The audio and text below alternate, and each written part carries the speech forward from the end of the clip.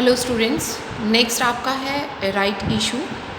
Right shares आपने पढ़े होंगे, तो वही राइट शेयर जो हैं यहाँ पर एज अ राइट इशू के नाम से हैं।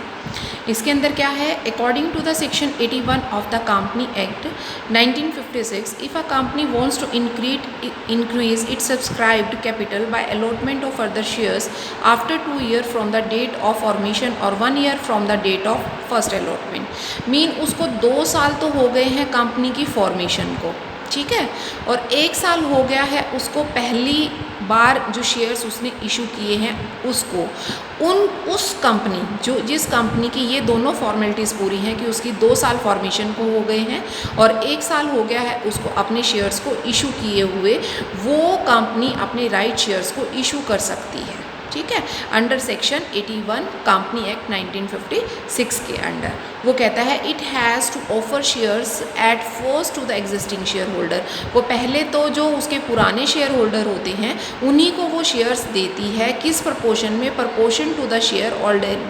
Already held by them. जो उनके पास पहले शेयर्स हैं, मान लो एक व्यक्ति के पास 5 शेयर है, दूसरे के पास 10 हैं, तीसरे के पास 15 हैं, और कंपनी को मान लो 3 शेयर इशू करने हैं या मान लो 6 शेयर इशू करनी है, तो वो इसको 1 देगी, इसको 5 के हिसाब से 2 बन गए, इसको 3 बन गए, तो उसके टोटल 6 शेयर इस तरह से चले जाएंगे। तो कहता है कि वो किस प्रपोर्शन में, जो उनके पास पहले जो उसके एग्जिस्टिंग शेयर होल्डर होते हैं उनके पास जो पहले शेयर्स होते हैं, ऑलरेडी शेयर्स होते हैं, उनके प्रपोर्शन में वो उन राइट शेयर्स को इशू कर देती है। It is called right issue, इसे राइट इशू कहा जाता है। The share holder have no legal bindings to accept the offer. और शेयर होल्डर को कोई ज़रूरी नहीं होता कि वो ये जो शेयर्स हैं इनको एक्सेप्ट करे, खरीदे, नहीं, वो चाहे तो इस राइट को त्याग सकता है, इस चीज़ को मना कर सकता है कि मुझे और शेयर्स नहीं लेने हैं। The share holder have the right to renounce the offer in favour of any other person. ऐसा भी कर सकता है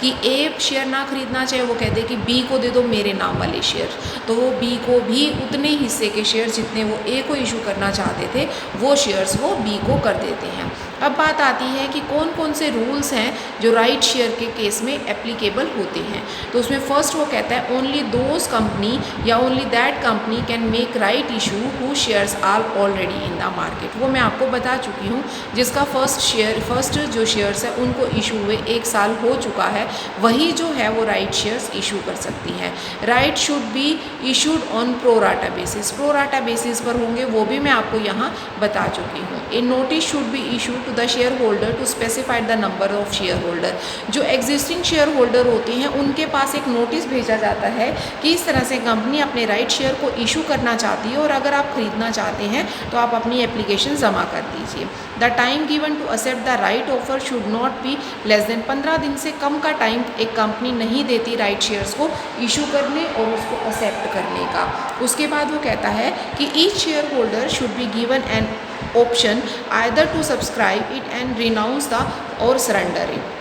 वो आप यहाँ पर पढ़ चुके हैं कि एक राइट होता है शेयर होल्डर का उसको लेने का, अगर वो नहीं लेते तो वो रिनाउंस कर देती है, उसको त्याग देती है किसी दूसरे के फेवर में या किसी दूसरे व्यक्ति को। वो कहते हैं after the expiry of the time given in the notice, जो 15 दिन का टाइम होता है, अगर उसमें नोटिस में वो काम नहीं करते तो उस केस में वो कहता है The board of director has the right to dispose the